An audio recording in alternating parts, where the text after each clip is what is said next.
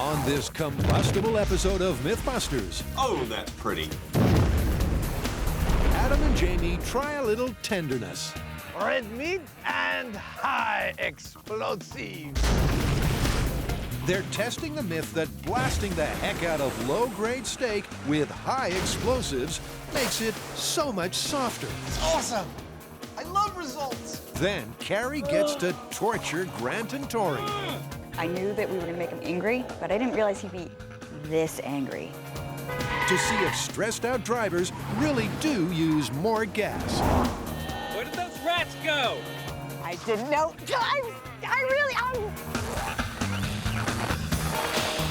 Who are the MythBusters? Adam Savage. Hail, people of Earth! And Jamie Heineman. Mush. Between them, more than 30 years of special effects experience.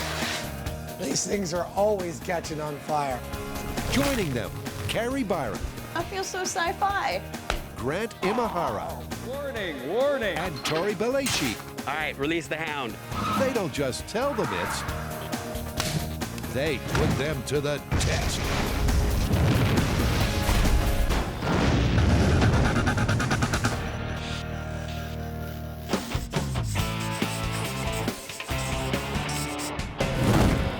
Adam, I thought we talked about doing that while you were at work. Oh, Jamie, mon frère. You know, many fans have written to us over the years and said, MythBusters, is the hammer the best way to tenderize my steak? Now, thanks to a viewer submission, we may have a new technique, for we might replace this avec this. The question we'll be answering is, can you tenderize a steak with explosives? Oh, it went out. Over the years, we've used explosives to answer all sorts of vital questions. Can they clear a clogged up cement truck? Can they help cushion a fall? And can they make a surfable wave? Now it's time to open the fridge on combustible condiments. So, Adam, if we were using explosives on steaks, wouldn't it just blow up the steak? I'm going to go without the accent now, okay? It's too hard. Okay. Okay, no, it won't. In fact, the technique we'll be testing involves putting the meat into a vacuum-sealed bag, putting that into a barrel of water, and then detonating a small amount of explosives in the water. The theory is that the shock wave created by the explosive will actually tear apart micro-tissue fibers within the meat, rendering it a heck of a lot more tender. A steak's tenderness depends very much on where it's cut from the cow. Meat from the short ribs is super soft. Meat from the neck and the rump, not so squishy. It's all due to the strength of the connective tissue between muscle fibers. The weaker the tissue, the softer the meat. Two common ways to break those bonds are powdered pineapple enzymes and a sound thrashing. But the fans want to see this third method thoroughly investigated. If you're going to tenderize meat with explosives, it's not like you're just going to throw a stick of dynamite on the steak and expect it to work. You've got to put it in water because the water's actually going to transmit the pressure of the blast wave a lot more effectively. And you also don't want to contaminate the meat. You've got to seal it in something. So we're going to vacuum bag this meat in some really tough plastic. These crash test steaks are all relatively low-grade select cuts, so there's plenty of room for improvement. They're sealed and delivered, not to the kitchen, but the bomb range. By popular demand, today we are joining two of my favorite things. Red meat and high explosives. What we're creating here is a shock wave that is traveling at supersonic speeds, and it is just ripping apart all those little fibers that make up the muscle of the meat, hence it's tender. As to how much explosive they need, well, they'll find that out by trial and error. Tenderizing steak with explosives in 3, 2, 1. Whoa! Jamie, I think that was too much explosives. Some chefs add too much salt. Some go nuts with the garlic. But Frank's added way too much C4. What can you say? This recipe is just plain wrong. Everything else is gone, but the steak is here. Sort of. So while Adam and Jamie recalibrate, let's jumpstart our second myth.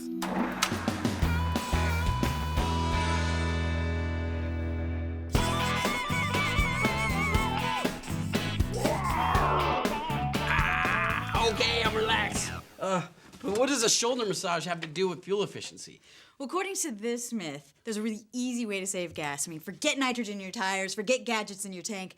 This one has to do with feelings. The idea is that if you're driving and you're relaxed and you're happy, you'll save a lot more fuel than if you're angry and stressed out. So if you want to save fuel, don't drive angry. Precisely. It's a widely accepted fact that bad driving habits like stopping and starting abruptly result in less fuel efficiency. But could the simple act of driving stressed turn an otherwise careful motorist into a gas guzzler? You know, I really like the sound of this myth. I mean, we get to relax, kick back, and then take a little drive. You know, it's not gonna be all easy though. It sounds like we're gonna have to get stressed out too. Oh yeah, in fact, I think it's gonna be dangerous, so we're not gonna do this on the road. We're gonna go to an abandoned neighborhood, and I'm gonna set up a course. And this is the test track, a once thriving California suburb that someone pulled the plug on. This is Cypress Knolls, and it's an abandoned military housing neighborhood. And the city of Marina has agreed to let us use it. And there are plenty of neighborhood streets, and we are gonna be tearing around these streets to see if you use more fuel when you drive stressed. The place is so decrepit that Carrie's forced to make some running repairs. We've set up a course that includes traffic lights, Different speed limits, stop signs, obstacles, and U-turns. These streets haven't seen traffic for 15 years. So for the test car, we've gone retro rusty. So this is the car that we're gonna use for our test. Now it's pretty old and it doesn't get great gas mileage, but that doesn't matter. What we're trying to test here is whether or not driving stressed out or driving calm has a difference on whether or not you use more fuel. And to get a precise reading on fuel usage, they'll bypass the car's gas tank for a gas bag. What we're doing is measuring the fuel before and after, but not by volume, but actually by weight, so that it's more precise. Now for a few practice laps, just to get a feel for the car and the old neighborhood. All right, who goes first? Rochambeau. All right. Dynamite. There's no dynamite. No, you're pointing at me. That means I go first. Carrie's marked out a 4-mile course that, like most racetracks, finally brings you back to where you started. Grant's the first to try a test lap. Approaching playground, on right. On the playground, on right, then turn left. Then Tori tries cruising the cul-de-sacs. It's like a modern-day ghost town. Turn left on Lindsay Street, then arrive at Smashed Computers. All right, looking for smashed computers. Does this GPS sound condescending, or is it just me? Am I the only one that feels this way? Turn right on 4th Avenue. I'm the sole survivor. I'm searching for a lone survivor. Hopefully it's a female so I can start procreating. That's enough of that, though it might surprise Tori to learn that a rather more wholesome fantasy awaits him just around the corner.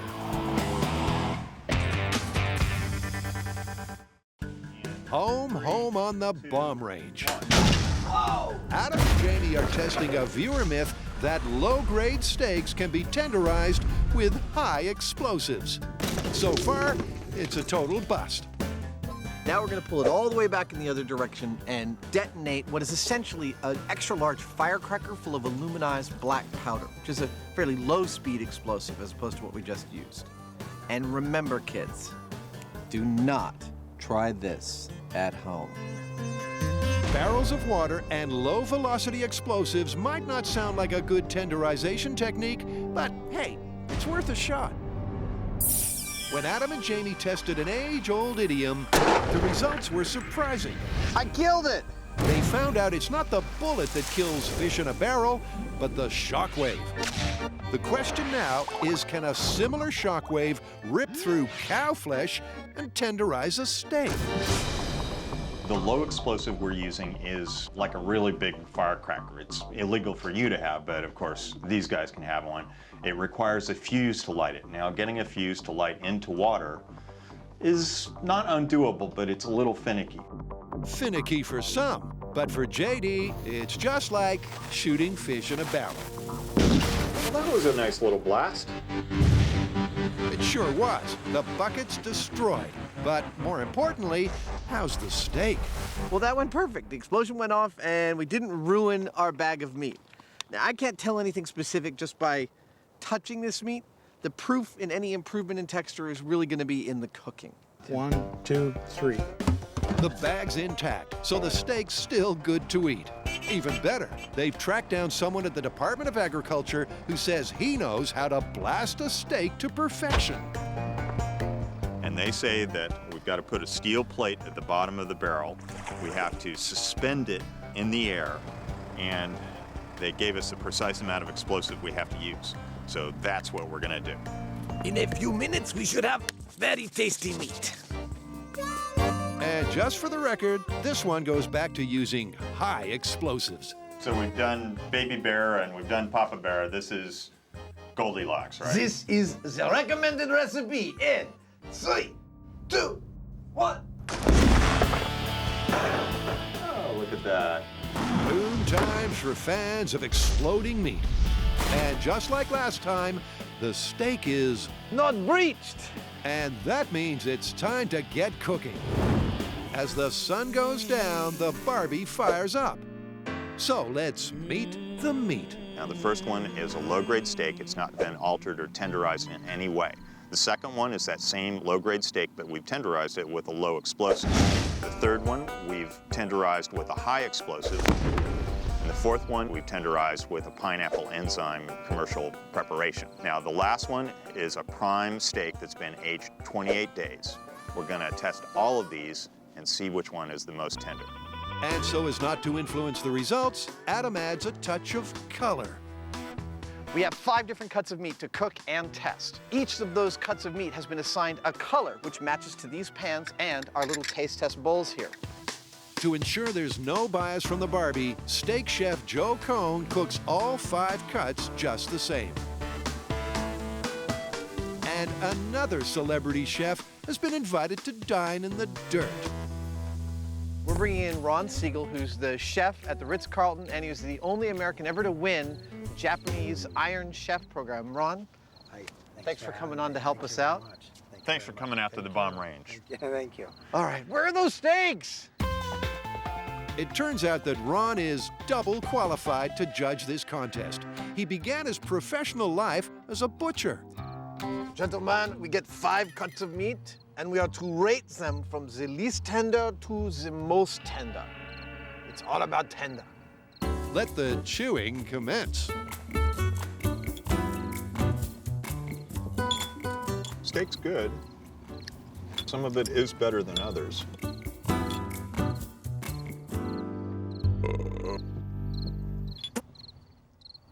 I'm done. So, drum roll, please. 3 different tasters and 3 totally different results. For this myth to be true, the order should be red, yellow, blue, pink, then green. But no one agreed on anything. And that's got Adam worried.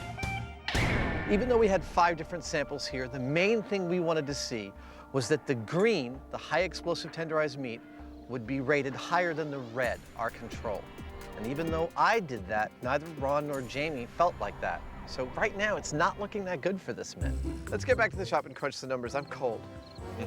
All right. Is there any more steak left?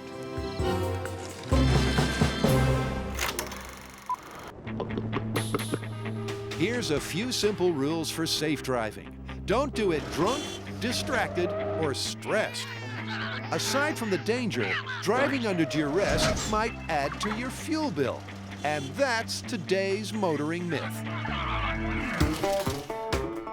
Later on, we'll try to redline Grant and Tori's stress levels. You suck! But first, we need a nice, calm comparison test. And Carrie knows just how to put the boys into a mellow mood. Grant, for you, we have puppies. Tori, for you, we have the director's cut of Blade Runner and all your favorite desserts. I don't want to leave. These are the fluffiest puppies we could find. They're 8 weeks old. Oh, God. Okay, I think we found Grant's happy place. While Grant gets acquainted with his extra fluffy puppies, Tori slips next door for a pre-movie massage. This is the best day of MythBusters ever. Now, we want that calm feeling to last throughout the test, so we're gonna cater to the senses. We're gonna have CD playing that has really soothing music. We're gonna have lavender scenting the car, and aromatherapists say that this is a calming smell. We're going to have a plush seat cover and steering wheel cover, so they have something nice to touch. And we'll see how much fuel that they use when they're in that relaxed mode. Sounds very calming, but not for Carrie. She's wrestling with a concept that never fails to raise your blood pressure. One size fits all. Calm day has been a pain in the butt. I'm looking forward to stressful day. I think that's gonna be Carrie calm day. So it's gonna be fun. Ooh, it smells nice in here. What if I get so relaxed I fall asleep and crash? I guess we'll find out how fuel efficient a crash is. Tori's the first cab off this restricted rank with precisely 2,500 grams of gasoline. Now, for the first of 3 nasty surprises as he learns he's not alone out there. Go, angry driver. Good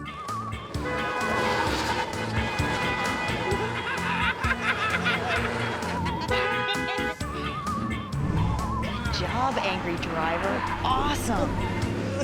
What's that guy's hurry? Woo! And good job, Tori. You'll notice he didn't respond with gunfire or rude gestures. But every man has his limitations. Cue, slow driver. Over. Oh, look at this guy. Trash can. Carrie's added these distractions to simulate a typically frustrating day on the road. He's overtaking the slow driver. Man, that was annoying. That doesn't seem very calm. Now, let's see the response to one very annoying pedestrian.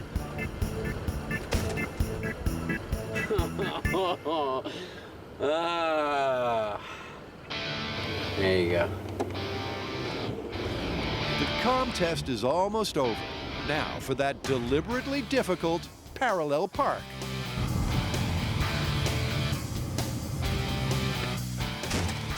Nice San Francisco park. I like the bumper bump. That's what they call them bumpers. Nice.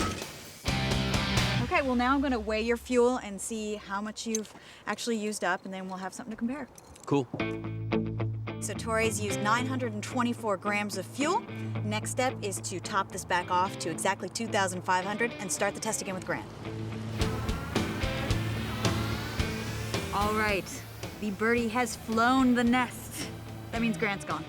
Do you make this stuff up or is somebody writing it down for you? There's a rider strike in my head. Imagine push on right, then turn right. Okay, that's angry driver. Can you hear him honking? Oh, I can hear him honky. Grant takes both the angry and the slow drivers in his sedate stride.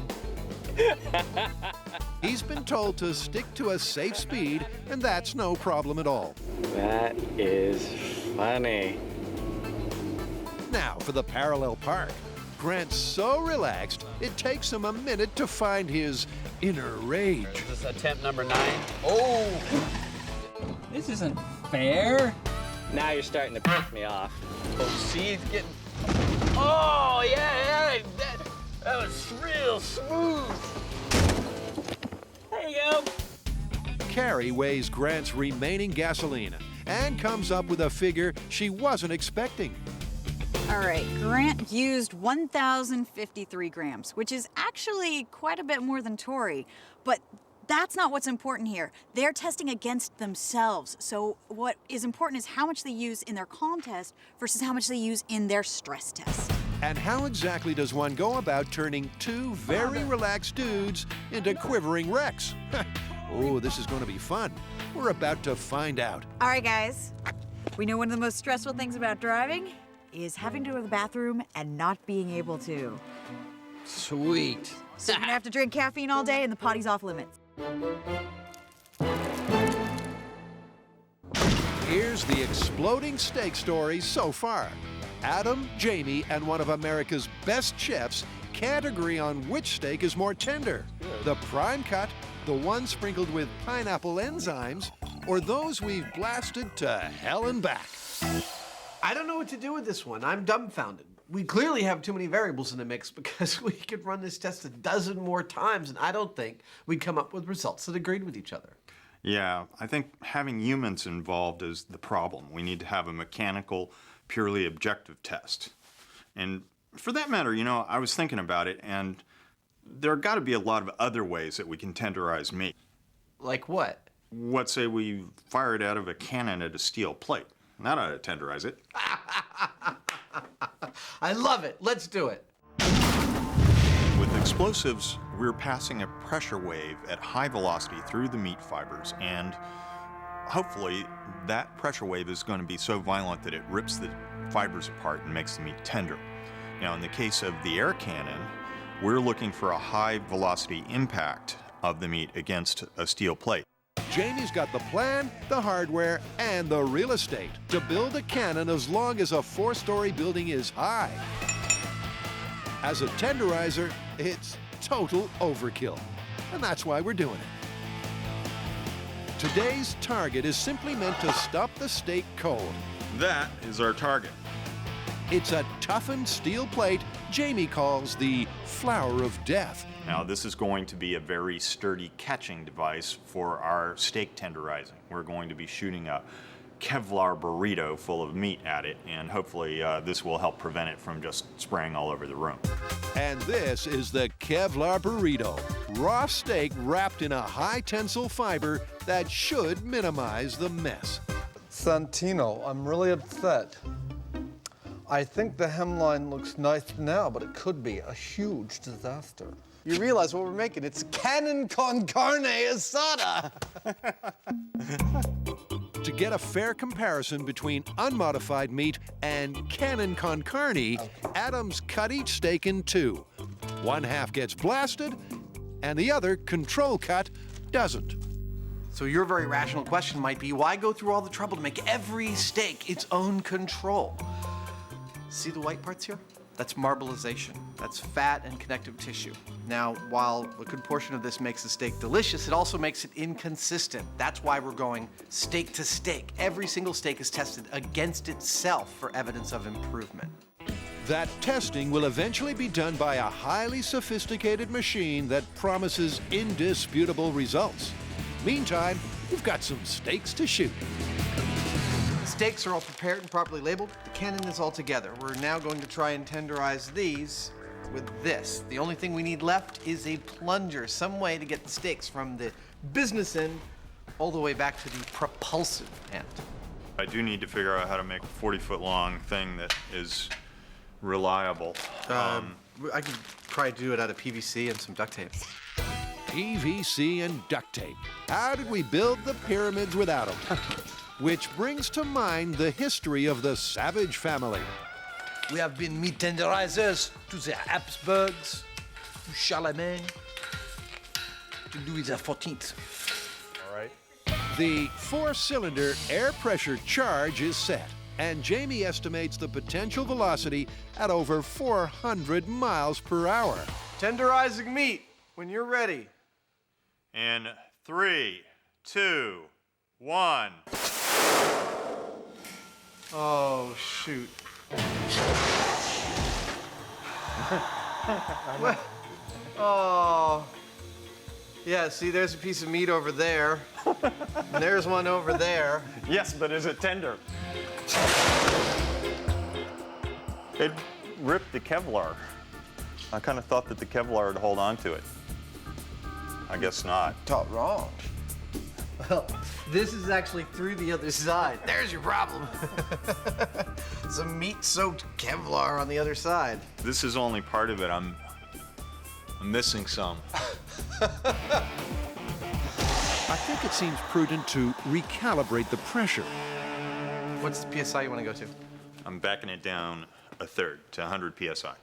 It's not going to make a single bit of difference. I'm going to bet you that it's not going to make a single. It's going to obliterate it. You want to bet? No. 20. I got $20. $20? Well, Anyone want to give me some action? But Jamie made this cannon. And hey, let's not forget who runs the joint. So he calls the shots. this time we're using 4 times the Kevlar. We've backed off the pressure about a third to 100 PSI. We'll see what happens. Firing in 3, 2, 1. Uh-oh. Well, there's the outer layer. That's hard on that thing. Here's the inner layer. Oh, oh, oh. Once again, this New York strip's been less tenderized than pulverized. But there is hope amongst the carnage. I think that's still a testable piece of meat. I would say so. Yeah, this is number 4. I'm going to cook this now. Finally, Adam has some useful cannon fodder to test against its unstressed twin. Here's its other half, unmodified. I'm going to cook both of these. Freeze them again, test them, and see if there's any improvement. First off, both cuts are cooked precisely. So the magic temperature here is 70 degrees Celsius. When it's 70 degrees at the middle of the steak, I've reached the USDA standard for cooking a steak for testing. Once they're cooked, the steaks need to be cooled to 4 degrees Celsius. Modified cooked. Here's another steak for you, Jamie. Adam needs more than one sample, and Jamie's happy to fill the order. Firing in 3, 2, 1. At 340 miles per hour, it looks like we finally found our range. It's totally intact.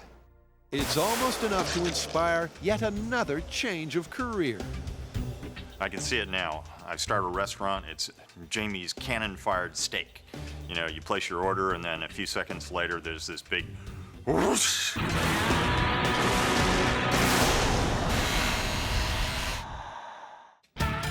There are several simple ways to tenderize a substandard steak, but we want to find a way that's both effective and, well, unexpected.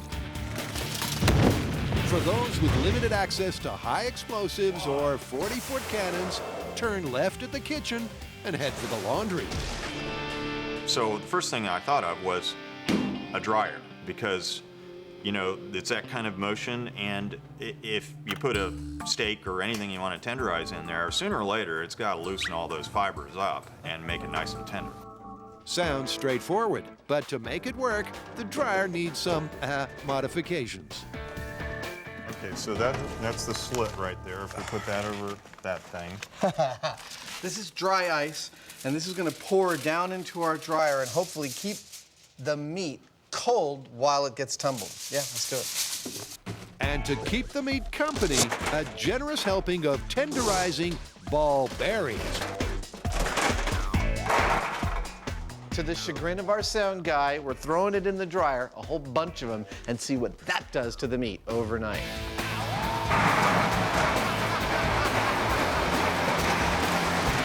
So far, my neighbors think it's cool to be next to the MythBusters. That could change.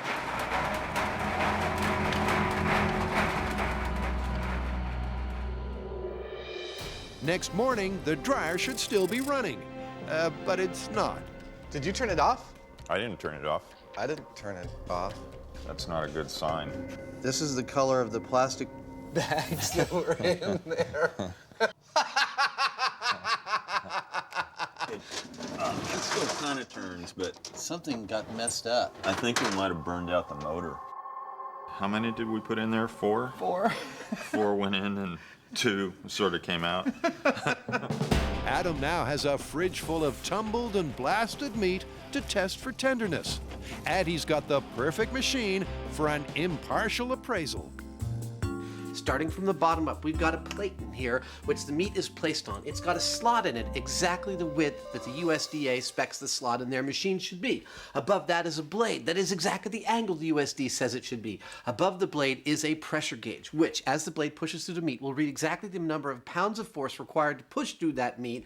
And what's pushing this down at a constant speed but a linear actuator, which I will power with a power supply. This is exactly the way the government tests the tenderness of meat. It ought to be good enough for us.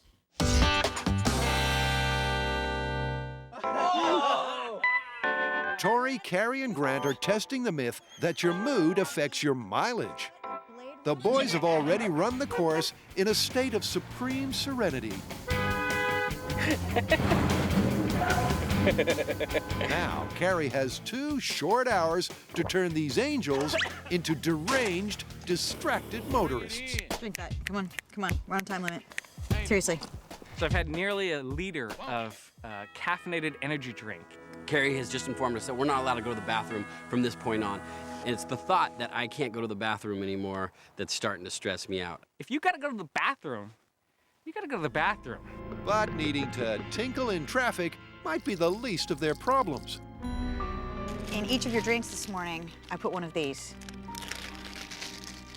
That's is why that? I took it from the car and you got them already opened. Oh, yes. Is it a laxative? This is a laxative.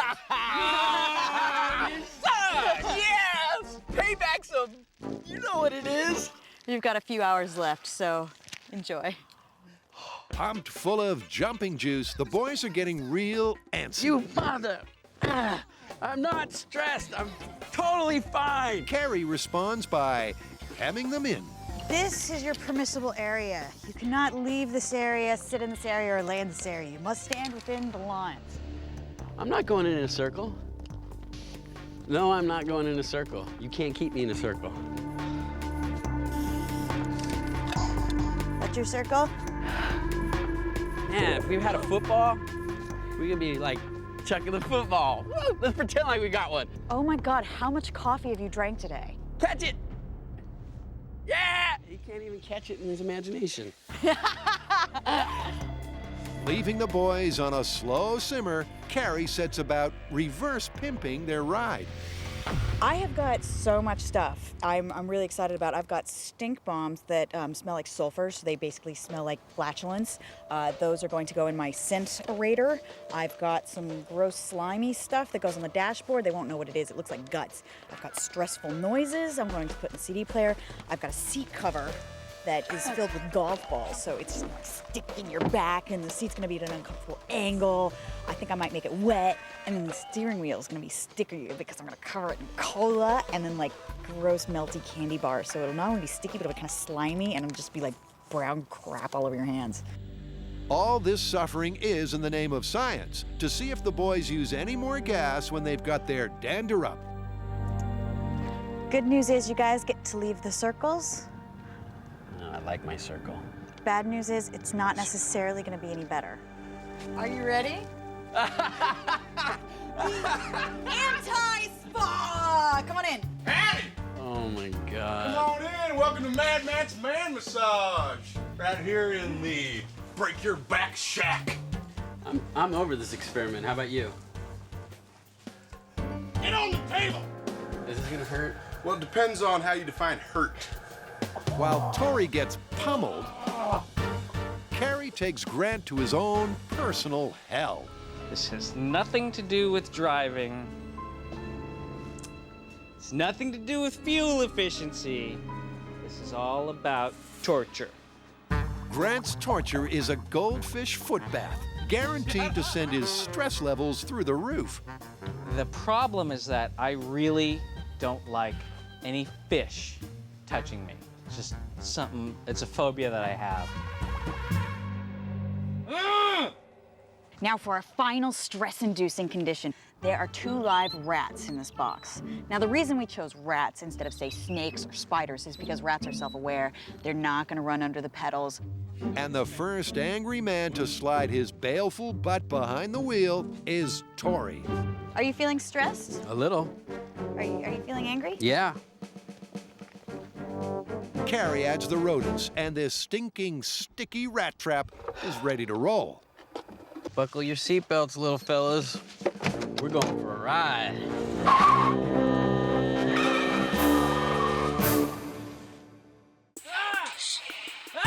Grant and Tori have just suffered 2 hours of torture to see if stress really does make them drive more erratically and use more fuel. Carrie's teased the boys to breaking point, and she's modified the car for maximum discomfort.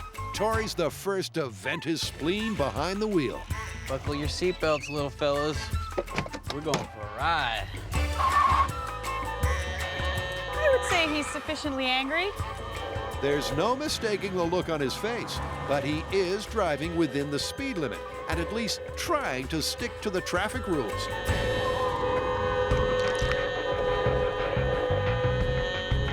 Adding to his frustration, the racket from the CD means Tori can't hear the GPS. You're not talking to me. Tori's actually skipping the course.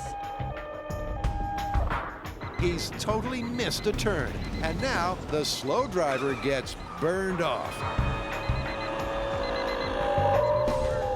You guys got me. Definitely did a great job. You know, I knew that we were gonna make him angry and stressed out, but I didn't realize he'd be this angry. Back on the HQ hilltop, they're all standing way back from the curb.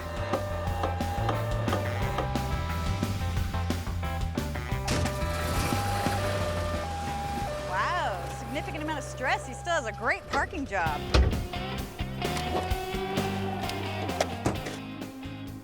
Well, I definitely saw a difference in the way I drove, calm versus stressed out. I just found myself all day kind of fighting the stress, trying not to let all this stuff get to me.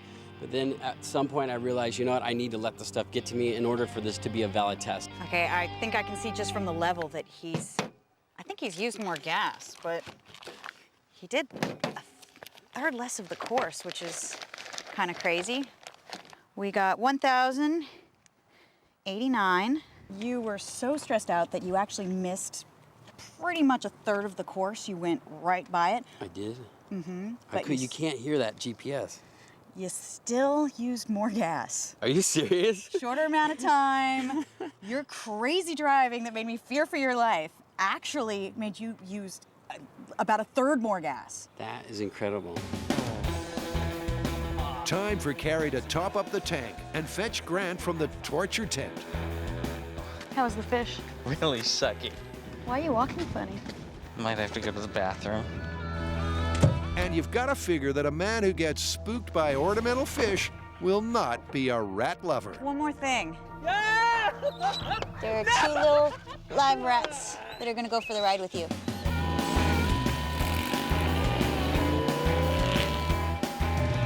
Carrie's turned a puppy kisser into a moving violation.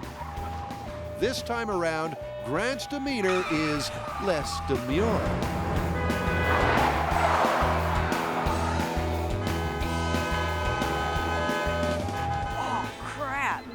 Grant almost missed the turn.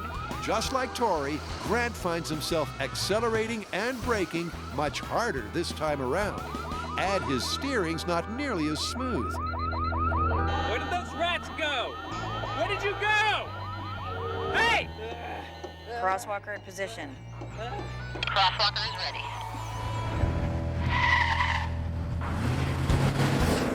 Thankfully, Grant's at the end of his run. Actually, He's doing better he's parking. doing way better like Stressed this. out. That's it. At least he ran the full course, and Carrie's in no doubt that angry Grant used more juice than his calm counterpart.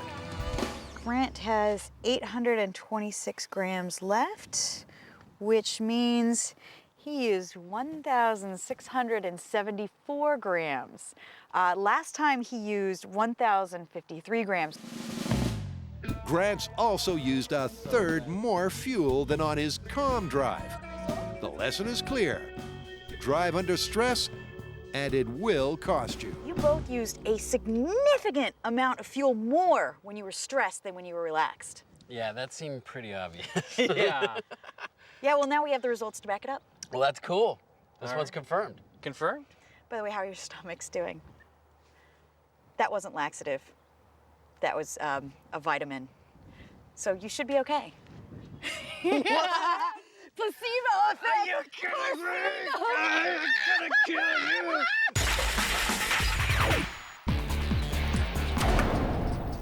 Number one. Number one. Back in our cowpoke kitchen, the boys are ready to test the cannon-fired meat for tenderness. Each steak from each test is numbered so they can match those figures with the unblasted control halves. 2.5. 2.1. 2.4. Dude, you know, the readings are looking pretty consistent here. Now to test those modified meat missiles. Here's your moment of truth, Jamie. Air cannon testing. Yeah, nothing. 0.0. That could mean it's so tender it just fell apart, but let's try a second one. Test after test shows their cannon con carne is way softer than the steaks that sat this one out. 0.7. Dude, the averages are in. The controlled steaks were averaging a tenderness of about 1.33. The post-cannon-fired steaks averaged tenderness of about 0.4 pounds. That's pretty tender. There's a clear improvement. It just takes a 40-foot air cannon. Yeah, and about $50 worth of Kevlar. Now for that marbled mess that totaled the tumble dryer. All right, this is the ball bearings. And this steak, who knows what we're gonna get out of this. The very first slice sets the standard. 0. And that seems like an honest 0 to me, man. There's like nothing here. And that calls for one more reading. Total 0. It looks like it's falling apart in your hands, but it does still look like meat. It's not like it looks like hamburger. So this definitely showed some significant improvement, although the process itself also needs a little improvement. Steak in a dryer with ball bearings actually did really tenderize the meat. Of course, there were problems because it like tenderized the dryer itself and it fell apart. But, you know, if you get over that, you've got a tender steak. 2 positive results confirming that meat really does benefit from a bashing. Now that they found a reliable way to test for tenderness, it's back to the bomb range to bring this one home.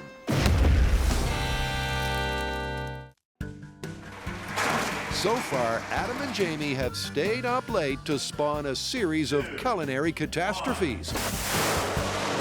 But it's all in a good cause, making tough steak al dente for the cash-strapped consumer. Results were mixed, 2.2. but they've learned enough to revisit the original myth. The method won't change, but the testing will. Oh, that's awesome. The first time we were out here at the range, we blew up our steaks, and then we cooked them and ate them in order to gauge their tenderness. And it was a disaster. Steak's good. Some of it is better than others. This test was totally subjective. We all three came to different conclusions about everything. I put the green, then the yellow, then the red, then the pink, then the blue. So we began to look for what's an empirical, non-subjective test, and we went right to the USDA's testing procedures for grading meat. 2.5, 2.1. So we are following all of their guidelines now with all of our steaks in order to gauge their tenderness. Adam and Jamie shape a lump of C4 to the size of a pool ball. They add a fuse, then wrap it inside a plastic glove. There it is, the blue hand of death. Worked for me. Let's put it in. Following strict instructions, this handful of high explosive is dangled and secured a foot below the surface. Well, there it is. Let's blow it up. Okay. The crane's deployed, and the boys retreat to the bunker. Are we set? I think we're set. Tenderizing meat with high explosives in 3, 2, 1. Oh, that's pretty.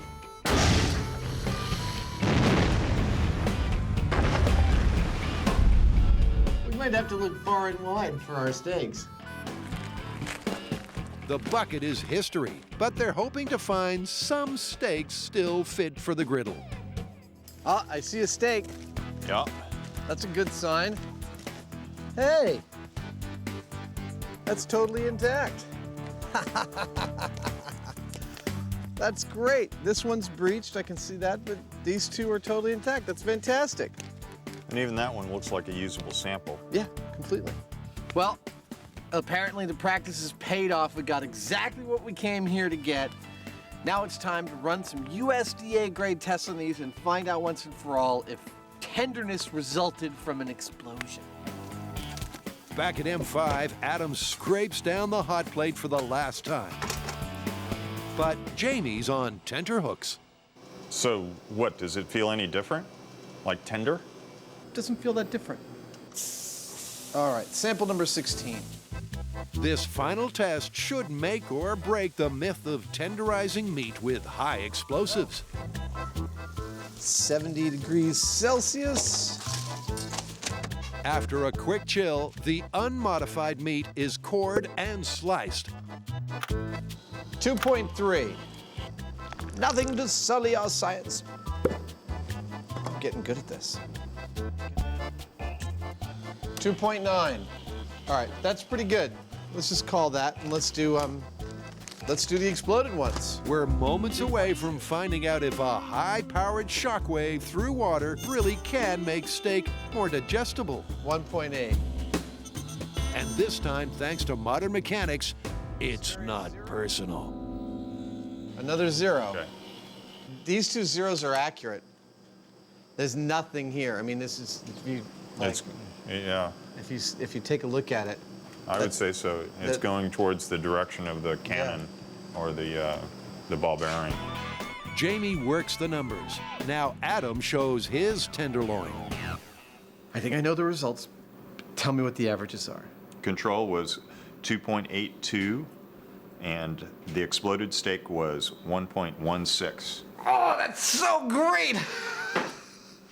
I'm exhausted. All of this protocol to build the machine and to have it actually give us results. We were hoping to see something, and we got something. Yeah, when you're chewing on it, you can't tell, but the machine won't lie. That's awesome. That's awesome. I love results. Don't we all? And against all expectations, it seems blasting a steak to kingdom come really does make it melt in the mouth. Our core sampling from both the control and the exploded steaks is totally conclusive. The high explosives absolutely have a marked effect on the tenderness of the steaks. Tenderizing steak with explosives? It works. It's confirmed.